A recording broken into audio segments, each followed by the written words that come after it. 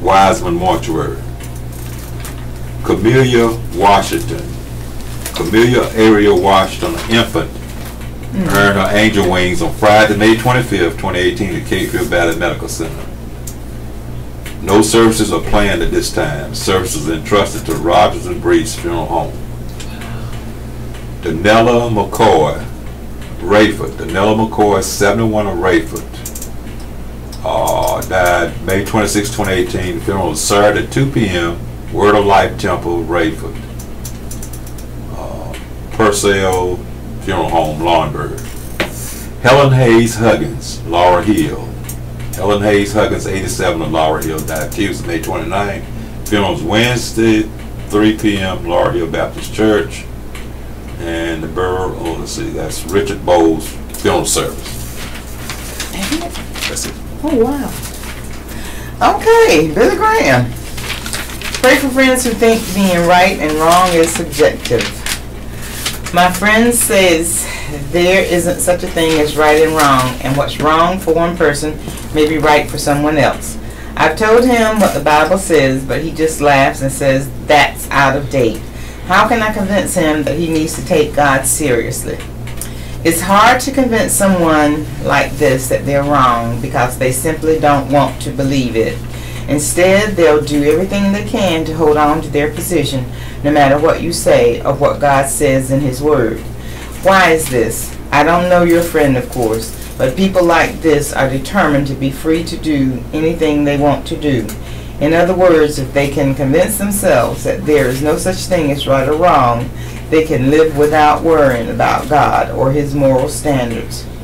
They're like the people of Ezekiel's day. They have eyes to see but do not see, and ears to hear but do not hear. For they are a rebellious people. Ezekiel 12:2. What can you do? First, help your friend realize how illogical his position is. If there is no right or wrong, as he claims, does this mean it's okay to murder or abuse children or steal or persecute people we don't know or like? No, of course not. Down inside, we all know that evil is real, and something else, we are always wrong without exception. But the most important thing you can do is to pray for him. Only God can convict him of his folly, and only God can convince him of his need for Jesus Christ. Right now, he's on the wrong road in life, but God loves him, and with Christ in his life, his life can be changed. Dear Abby, rescinded vacation invitation causes bad blood in the family. Dear Abby, my son Jeff is wealthy and lives in another state with his wife and family. His wife has now moved her mother to where they live, and she works for my son. Jeff and his family take vacations several times a year in the U.S. and out of it, and always include her mother or her father and his wife. 2 months ago, he invited his sister and niece to go with them. They were very excited, but a few days later he called them and said his wife wanted her mother to go, so the invitation was withdrawn. My son and his wife don't think they did anything wrong, but there have been bad feelings ever since, and they continue to take her family everywhere. How would you handle this? Would you keep silent or speak to them? Not invited in Oklahoma. Dear not invited, it appears your son's wife rules the roost. I don't blame your daughter for feeling hurt, because what your son did was insensitive and rude. The problem with keeping silent is that hurt feelings fester and grow. If it were I wouldn't fume in silence. Your daughter should talk to her brother about what happened and point out how hurtful rescinding the invitation was to her and her daughter. Getting it off her chest may make her feel better.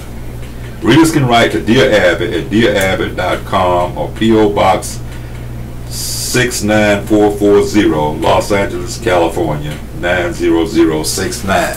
Okay, horoscope. Gemini, May 21, June 20th. Negotiations may not yield you the better end of a tricky bargain, but at least you'll get some of what you most desire. Try harder next time. Cancer, June 21st, July 22nd. You may be beset with unusual fatigue at some point during the day. This has either a physical or emotional cause, but not both. Leo, July 23rd, August 22nd. You won't have much time to think things through today. When an opportunity arises, you must be ready to act decisively. Virgo, August 23rd, September 22nd. Repetition affords you the opportunity to experiment with different methods today. By day's end, you'll know which is just right for you. Libra, September 23rd, October 22nd. Take a little time out for yourself today. And if you find yourself on a journey of some kind, invite a friend to come along. Scorpio, October 22nd, November 21st. Your schedule is set, but not everyone is willing to accommodate you or your plans. You may have to compromise as a result. Again. Sagittarius, November 22nd, December 21st. You hear much that has you second-guessing yourself today. Stick to your guns. Don't let anyone tell you that you can't do something. Capricorn, December 22nd, January 19th. Your inner strength and resolve will be put to the test today. Someone you know well is selling you something and you're not buying. Aquarius, January 20th, February 18th. You mustn't challenge authority head-on today, as you're sure to be put in your place. Subtle maneuvering can do the trick, however. Pisces, February 19th, March 20th. You're not going to please everyone today with your method or motives, but that's of little consequence to you as you forge ahead undaunted. Aries, March 21st, April 19th. You're likely to get one step ahead of the game today, and that's all the advantage you need to secure victory when all is said and done. Taurus, April 20th, May 20th. You can't do more to rally others around a common banner today, and it may well be the banner that you have been flying for quite some time. Oyster restoration efforts underway. Pamlico Sound Sanctuary Network, part of work to establish North Carolina as a national leader. Morehead City. Steve Murphy pointed at an oyster shell resting atop the hill of granite stones. "See, it worked," quipped Murphy, the director of the North Carolina Division of Marine Fisheries. The pile of granite Murphy was standing beside last week was one of several at the port of Morehead City, days away from being spread across the Pamlico Sound near South River, where it will become part of the Swan Island Oyster Sanctuary. The project, a joint endeavor of the North Carolina Coastal Federation, North Carolina Division of Marine Fisheries, and the National Oceanic and Atmospheric Administration Restoration Center, is slated to reach 25 acres by the end of the summer, with as many as 15 more acres planned for next year, depending on funding. An acre of restored reef can support conservatively 1 million oysters, biologists said. Some studies have recorded as many as 5 or 6 million on an acre, living on top of each other. Oysters growing on the sanctuary cannot be harvested, giving them a chance to reproduce safely before moving on to other nearby reef sites where they can be captured.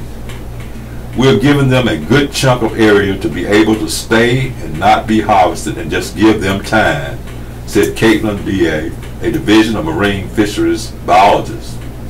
In recent years, shellfish have emerged as a topic on which environmental groups and the legislature can find common ground. They are popular with legislators in Raleigh, while replenishing their populations is a priority for environmental groups. The Swan Island Oyster Sanctuary, for instance, received $2.4 million from the NOAA Restoration Center and $2.6 million in state funds. Oysters can happen to be exceptionally good for water quality, so we're going to put some emphasis on oysters because that's where we can get some traction right now and find some common ground. Tracy Scrobell, a Coastal Federation coastal scientist, told the Cape Fear River Assembly during its annual meeting Wednesday. That day, Senate Bill 738 was filed requiring leaseholders to produce at least 10 bushels of shellfish per acre, removing state residence requirements on shellfish cultivation leases and establishing shellfish aquaculture enterprise areas, allowing the state to issue leases in carefully selected parts of previously off-limits areas such as Brunswick County. In a joint statement, sponsored Senators Bill Cook, Harry Brown, and Norm Sanderson said, "Our goal is for North Carolina to become the Napa Valley of oysters and to become a $100 million industry in 10 years. The Coastal Federation's Lower Cape Fear River Blueprint identifies the restoration of oysters as a crucial element of the river's future, with the organization naming as an objective the establishment in the area of a network of sanctuaries, restoration sites, and clutch sites such as the one that includes the Swan Island Sanctuary. Ideally, the blueprint said, the section from Snow's Cut to the basin at Fort Fisher would be used for sanctuaries, while harvesting would take place in the area from the Fort Fisher Basin to Ballhead Island." Ted Wilgus, a coastal educator with the Coastal Federation, said, "We support the bill. There are still some final tweaks that have to occur, but it's something that we see as helping the mariculture industry in a way that benefits the coastal economy as well as the shellfish economy." According to North Carolina Division of Marine Fisheries data, in 2016, commercial fishermen landed 653,873 pounds of oysters worth $4.45 million. Since 1961, there have only been 2 years in which there were more than 1 million pounds of commercial oyster landings, a mark that was frequently exceeded in the preceding decades. Experts attribute the decline to a variety of factors ranging from disease to water quality issues, among others. Key among them, though, is human intervention, namely the intense harvesting of oysters from the late 1800s until roughly 1970. Oyster harvest is unique in that when you harvest the oyster, you're not just harvesting the shellfish that you're going to eat. You're actually also removing its habitat, said Erin Fleckenstein, a Coastal Federation coastal scientist based in the organization's One Chief's office. Scientists view efforts such as the Senator John Preston Oyster Sanctuary Network, which cites sanctuaries and reefs made out of clamshell, also known as clutch, throughout the Pamlico Sound, are crucial to the industry's growth as well as the health of the ecosystem.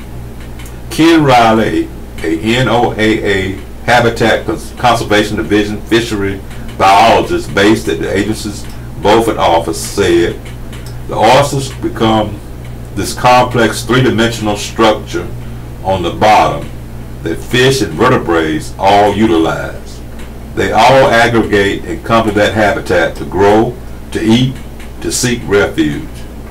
Later this year, Riley added, North Carolina is slated to become the 5th state to launch a shellfish initiative in concert with NOAA, joining Alaska, Connecticut, Rhode Island, and Washington. In previous states, the effort was led to targeted research-affected shellfish and allow shellfish efforts to be prioritized in federal funding cycles.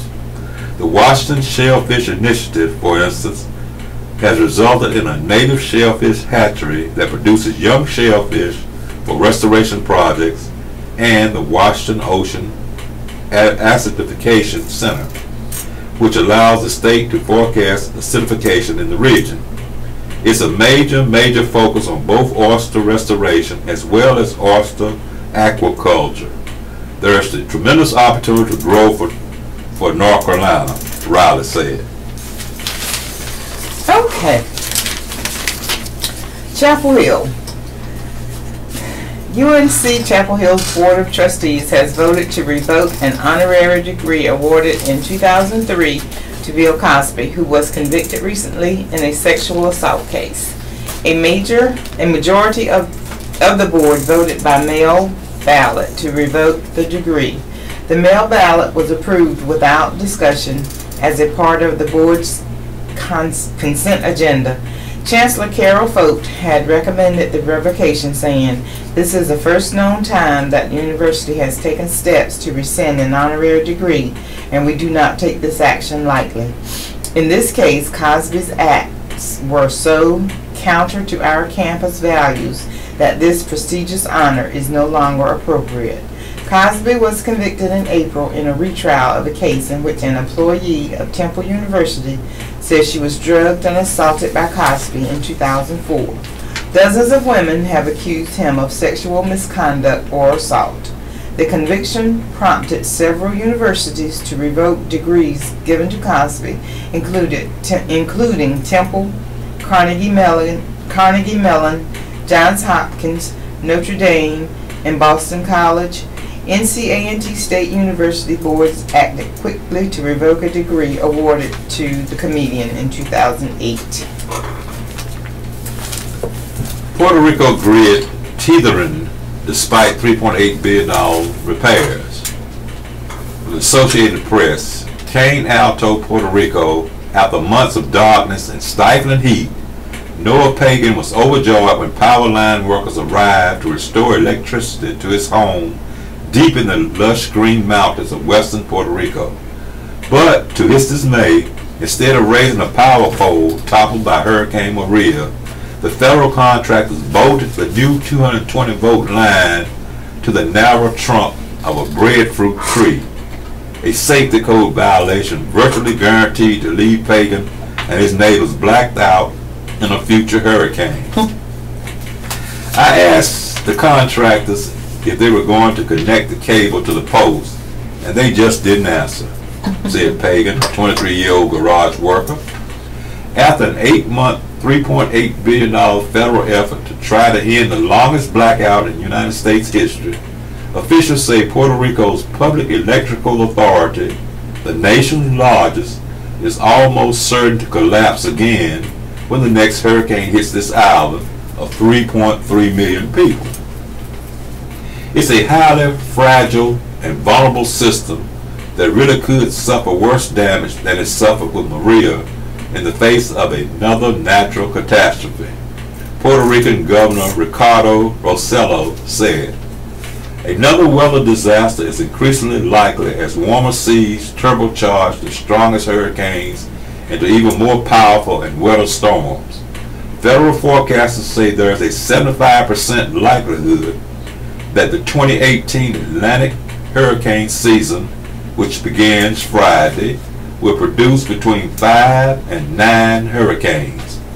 And there's a 7% chance that as many as 4 of those could be major Category 3, 4, or 5 hurricanes with winds of 111 miles per hour or higher. It's inevitable that Puerto Rico will get hit again," said Assistant Secretary Bruce Walker, head of the U.S. Department of Energy's Office of Electricity, which is planning the long-term redesign of the grid run by the Puerto Rico Electric Power Authority.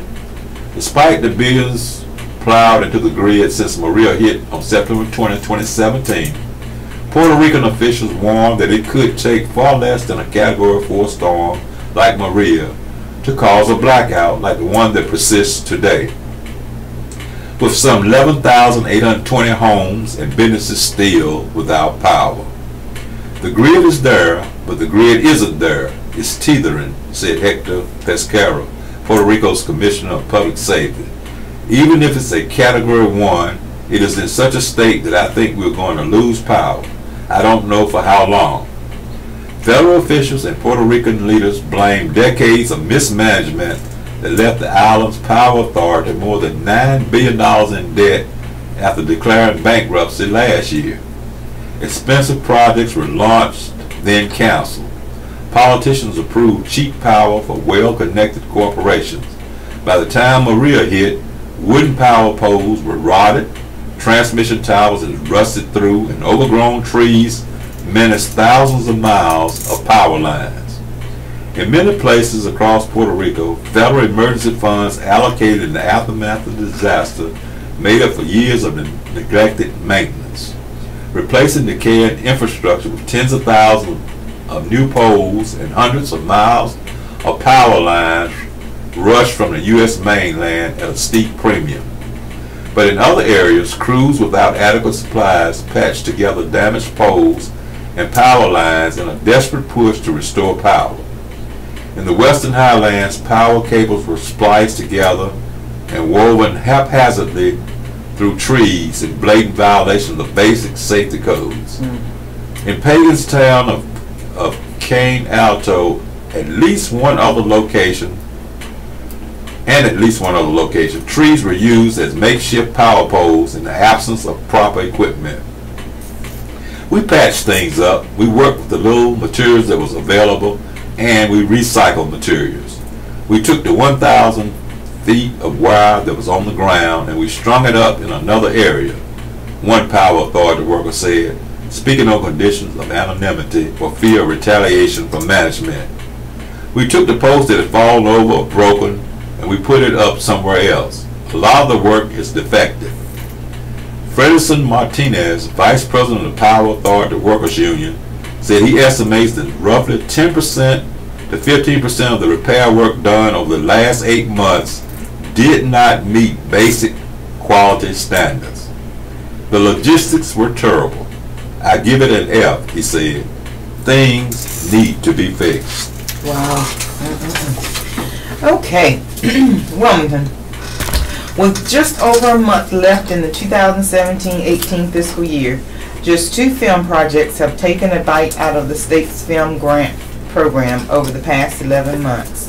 Last summer, the NC General Assembly approved $15 million in funding to be added to the $19 million in leftover funds for the previous 2016-17 budget year, $34 million in total, and $31 million in recurring funds for each year after.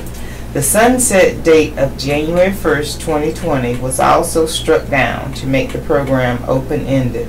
But since that big win for the industry, which was already suffering through a drought in production after the previous incentive program was canned in 2014, only 2 projects applied and have been approved for grant funding. The feature film Words on Bathroom Walls, which is now shooting in Wilmington, was deemed eligible for $2.35 million in grant funding based on its $9.3 million estimated direct in-state spending, including filming, 123 crew positions, along with $500,000 in eligible funding for 5 Home Depot commercials. The pair of projects will account for less than $3 million of earmarked funds. Guy Gaster, director of the film site office, said there is a chance another project signs on to the state before the fiscal year concludes on June 30th.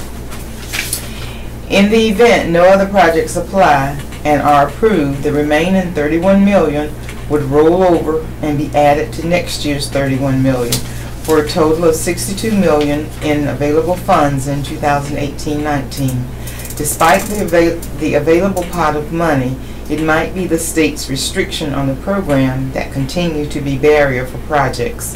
Television series can only earn $9 million per season, while feature films can only earn $5 million. Minimum spends for television series are also set at $1 million an episode and $5 million for films. The grant's limitation eliminate larger series and films from consideration, and once found North Carolina attractive, but have seen taken advantage of other states' incentives like Georgia and Louisiana. Iron Man 3, for example, received the maximum $20 million tax rebate from the incentive back in 2012 when it filmed in Wilmington. The local film industry knows it is fighting an uphill battle. We are getting more calls than we have been, said Wilmington Regional Film Commission Director Johnny Griffin this week. But through our visits and our conversations, as we've always said, with this incentive, it is just going to take time as people get their heads around it and understand it. As the film fund lay in wait, a University of North Carolina Wilmington, UNCW, student has followed the dollars of the previous incentive program, which did not have a funding cap, and found it might not have had the best return on investment. Devin Brady, a film student and economics double major, combined her two passions for the semester study of 1 year's profit from the grant and compared it to the potential return on investment that could have been reaped from back-end industries. The results, which will be published in the Applied Economics Letters Journal, found that $60 million invested in the film in 2014, the final year of the incentive program, had a better return for each incentive dollar spent compared to the lucrative $370 million incentive package gained to Apple to open a data center in Catawba County, $10.30 to $7.30. But when put up against Quintiles, which accepted the state's $31.6 million incentive to expand in Durham, and Continental Tires, which went to South Carolina for $31 million instead of Brunswick County, it fell considerably behind, $23.60 and $53.70 respectively. Brady said she was surprised by the results and didn't go running to her professor and classmates in the film department with it, but she also doesn't think that they should be discounted, and just because they aren't a positive for the industry. I would hope they can appreciate the validity of it, Brady said. While the results are not hugely in favor of the incentive, it shows you the reality and asks, what can we do now? From the opinion page, another look at methane and warming. We have been subjected to many climate catastrophe stories over the last several months directed against the Atlantic Coast Pipeline, which will carry natural gas. We are lectured how we are unleashing the methane monster, which will surely hasten the destruction of our climate.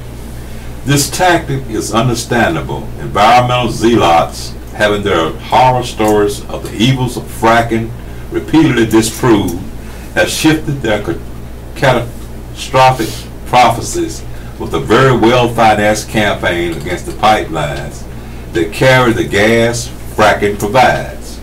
More on that financing a little further on. We have heard that methane gas traps heat 100 times more than carbon dioxide during its first 10 years of release, and 86 times more in the first 20 years. Pretty scary stuff for sure. But here's what Paul Harvey used to say is the rest of the story. According to Earth Science Reviews, methane has an estimated lifetime of about 9 years in the atmosphere. The 10 and 20-year estimations are misleading, to say the least. Does methane stay in its potent base configuration for that 9-year span? Nope. At ground level, what starts as CH4 changes in part to CO2 and H2O and O3 as it goes higher in the atmosphere. An important point, often overlooked, is that the amount of CH4 at any height in the atmosphere never gets above the amount of H2O or water vapor. Dr. Tom Shahan, chairman of the Science and Environmental Policy Project, writes, water gradually freezes out towards the top of the troposphere, but above that altitude in the stratosphere, the oxidation of CH4 assures that there will be more H2O than CH4 at every altitude. CH4 starts off around 1.8 ppm and never increases. H2O starts out at ground level about 20,000 ppm and declines to about 4 ppm in the stratosphere. Meanwhile, CO2 is about 400 ppm at every altitude, unchanged by anything water is doing, such as forming clouds. Dr. Judith Curry, a climatologist, expands on that observation, saying, of the greenhouse gases, water vapor has the broadest capability of absorbing energy across the infrared spectrum. For some wavelengths, it absorbs all the energy. However, CH4 remains below a level where it is a significant participant in the greenhouse effect. So who is primarily funding this methane is a monster campaign? Are you ready for this?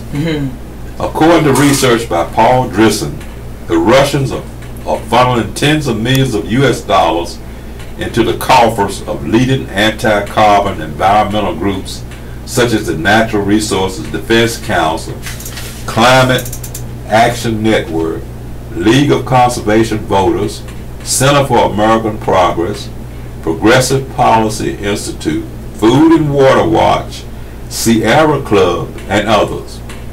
As Watergate's Deep Throat famously said, follow the money. Healthy chunks of loot come from Rosneft, the Russian government-owned oil and gas giant. Connecting the dots, the Russians want to cripple oil and gas competition as they historically have, with gas coming into Europe and the former Soviet bloc from non-Russian sources. How ironic is it that while Special Counsel Robert Mueller has fruitlessly spun his wheels for over a year looking for Trump/Russian political collusion, the Russians have been actively colluding with liberal environmental groups who unanimously supported either Bernie Sanders or Hillary Clinton in 2016 and have been vehemently opposed to President Trump's environmental policies since the election. Irony aside, a most reasonable scientific question would be, so what if methane decomposes to CO2 and water vapor? Atmospheric CO2 is supposedly near catastrophic levels, having just passed 410 ppm. That is a fact, and according to the global warming hypothesis and the mathematical climate models, global temperatures should have dramatically and steadily increased. However, author Aaron Brown has analyzed NASA temperature data and noted that recently there were actually two significant periods of temperatures below average, February to June 2016, followed by a similar drop February to June 2017. This winter we have already seen a long period of below average temperatures. Brown had noted a similar event from February to June 2018 would bring global average temperatures below the 1980s average. We also saw a long period of no statistically significant warming during the 19-year warming pause. The pause occurred between the El Nino events of 1998 and 2016. Real-world temperatures are not following the CO2-driven climate model predictions and haven't for 2 decades. There is a quickly growing body of scientific studies demonstrating that the climate's assumed sensitivity to CO2, which is built into the climate models, is between 35% and 45% too high, causing nearly all the mathematical models to run hotter than the real world actually does.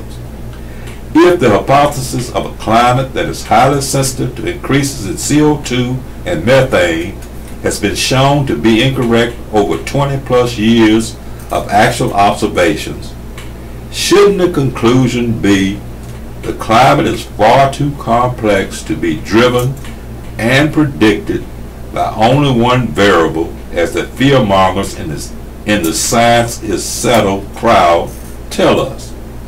Forget the Russians, build the pipeline. Bill Waterford is a member of the Observer's Community Advisory Board. He lives in Fayetteville. This is the Southeastern North Carolina Radio Reading Service, United Way Partner Agency, We broadcast from the campus of Fayetteville State University, and our signal is carried by WUNC Chapel Hill. As a nonprofit agency, we rely on public donations. We request your support to continue our services. When making charitable donations, please keep the SENCRRS in mind. Our post office box number is 35029, Fayetteville, NC 28303. If you have any questions or comments, please call us at 910-672-1600 or our toll-free number 1-844-709-5656. Your radio hosts today are Alice and Wilbert. And we are proud to serve you today. How McConnell is winning the long game. Franklin Roosevelt, afflicted by the disease at the age 39, died in April 1954 at the polio recuperation facility he had created in Warm Springs, Georgia. Before then, Mitch McConnell, living in 5 Points, Alabama, began going there for treatments for the polio that struck him at age 2 in 1944. After paralysis by polio, an inner iron undergirded the jubilance of FDR, who hitherto had relied on privilege and charm. McConnell, who had none of the former and is parsimonious with the latter, acquired while overcoming polio, the patience and grit that on June 12th will make him the longest-serving leader of the Senate Republicans, surpassed Bob Dole. Since McConnell and his mother, returning from 2 years of intermittent treatment in Warm Springs, bought his first pair of walking shoes, he has played the long game, which is the title of his 2016 memoir. In his 33 Senate years, he has become a major figure in the history of the two of the government's three branches, the legislative and the now judicial, as he oversees the reshaping of federal courts. If McConnell's low emotional metabolism allows him to become agitated, he would do so about complaints, mostly from people inattentively to events or uninformed about possibilities that Republicans can control of the two political branches is not producing results, McConnell says. The largest tax reduction in 31 years has contributed to the best economy in 18 years. Defense spending is up, many Dodd-Frank banking rules and the Obamacare individual mandate have been repealed. Drilling in the Arctic National Wildlife Refuge, blocked for 38 years, has been approved and has a reconfigured National Labor Relations Board, a source of much Obama administration mischief. The Congressional Review Act, under which Congress can disapprove many regulations issued by federal agencies, has been used 19 times since it was enacted in 1996, 18 of them in this Congress. This, says McConnell, constitutes the best 18 months of center-right governance in his Senate career, which began when Ronald Reagan's second term did. There also are the judges, some conservative warriors in the bleachers, people inordinately proud of their muscular spectatorship, deny McConnell's toughness. Bruised Democrats know better. By preventing a vote on President Obama's nomination of Merrick Garland, invoking a rule first suggested by Democrat Senators Joe Biden and Chuck Schumer that Supreme Court justices should not be confirmed in presidential election years, McConnell kept open the seat of Antonin Scalia, who died in February 2016. The election produced a president unburdened by jurisprudence convictions but deferential to the Federalist Society and other conservatives who think about such things.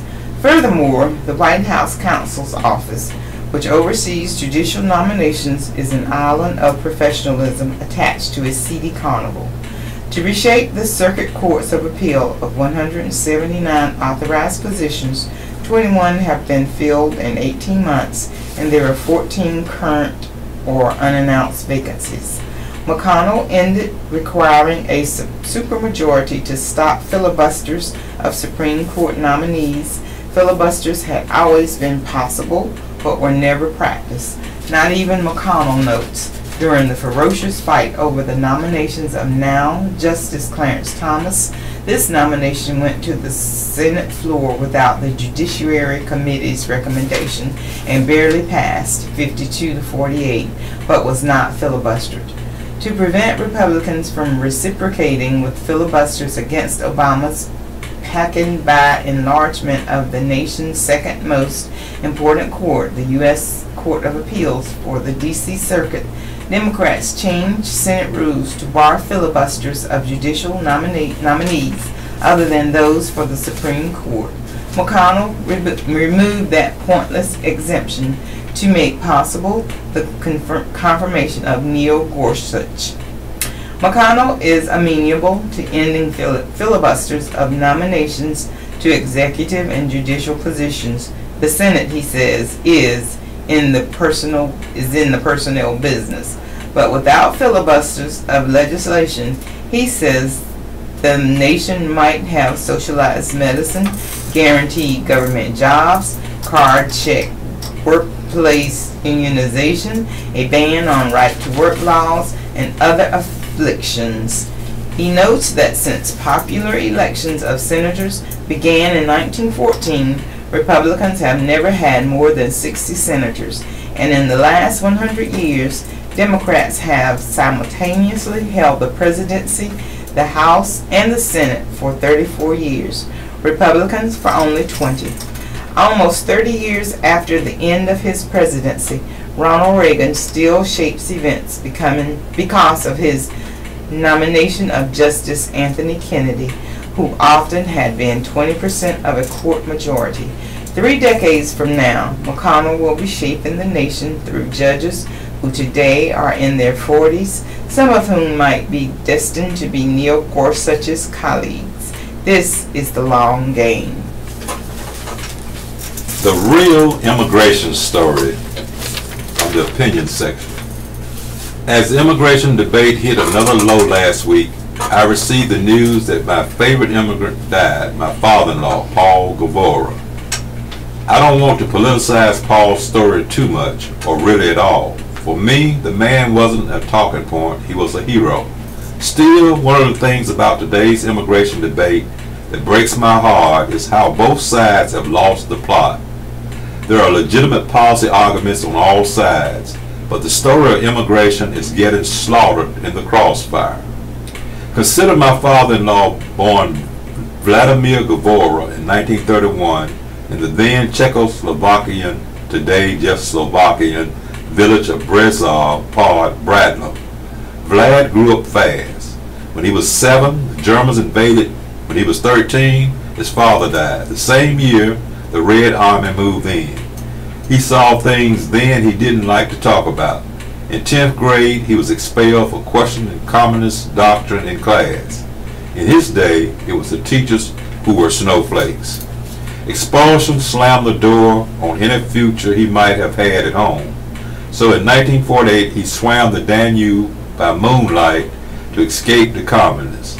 He made it to an Austrian refugee camp, where they sent him to Germany to finish high school. Colorado State University offered him a scholarship. To get there, he signed on as a hand on a United Nations refugee ship. During a storm of biblical proportions, he was tasked with preventing panicking passengers from rushing to the top deck for air. He was tied to the railing and given a billy club to beat the passengers back for their own good. In college, he changed his name to Paul and met his saintly wife, Donna. He soon transferred to the University of Chicago, where he worked as a milkman while pursuing a joint bachelor's and master's degree under Nobel Prize-winning economist Milton Friedman. When he heard about a teaching job at the University of Alaska, Fairbanks, he and a pregnant Donna packed their 3 young children in a car and drove north and west. At last, when he got to Steel Territory, Alaska, the job fell through. So he returned to his vocation as a milkman. Eventually, he scrimped and borrowed enough money to open a small grocery store of his own in Fairbanks. Then he opened another. Eventually, he had 7 supermarkets, Fairbanks' first shopping mall, and a wholesale food business that supplied native villages and the Russian Far East alike. He also had 9 children and invested his time, money, and love into his community. Opinions will differ about the takeaway of Paul's story. For me, one of the most important things is not that he got rich, it's that the United States gave him a shot to carve out the life that he wanted. And he remained grateful for the opportunity his whole life.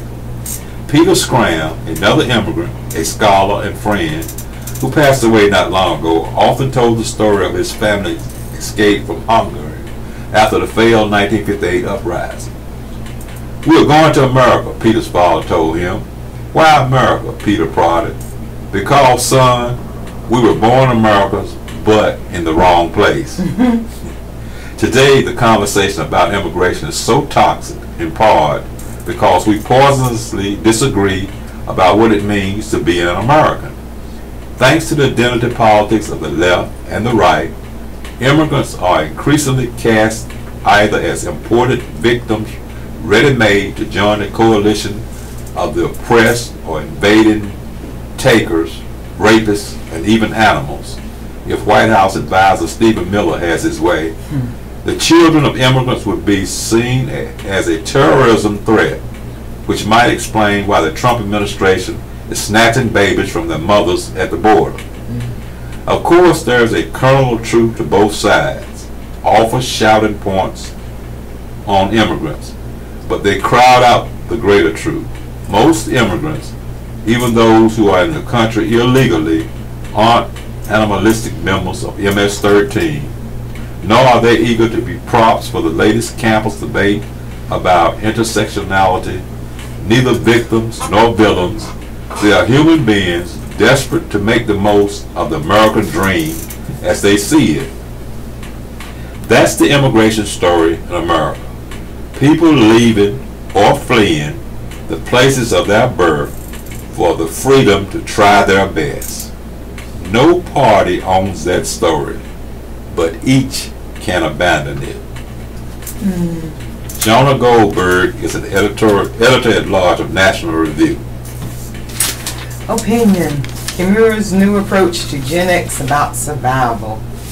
Executives at Kimura's headquartered in Delaware would have to be blind to not realize their operations in North Carolina are in jeopardy. Republican lawmakers who control the General Assembly and their Democratic counterparts, as well as the Democratic Governor, Roy Cooper, do not agree on how to address the pollutants emitted from the plant. But there is consensus that Kimura's cannot keep operating as it had been. Republican legislators last month filed bills that would give Cooper the authority to close down the Bladen County plant if Gen X continues to contaminate the environment. The chemical has been found in wells, groundwater, lakes, and public water systems, and was likely being transmitted in the air, according to state environmental officials. In a memo, the Department of Environmental Quality told lawmakers that no additional authority would be needed to suspend or revoke permits at Kimura's if ongoing testing found more Gen X and that a new law could actually get in the way. But neither interpretation of the state's authority is great news for Kimura's, a spinoff of DuPont. Officials with Kimura's Fayetteville Works off NC 87 are thus pursuing a two-pronged strategy. One is cleaning up their act with millions of dollars in planned investment in new equipment. The second part is reaching out to affected residents, many of whom live in rural parts of the state that have elected the Republican majority.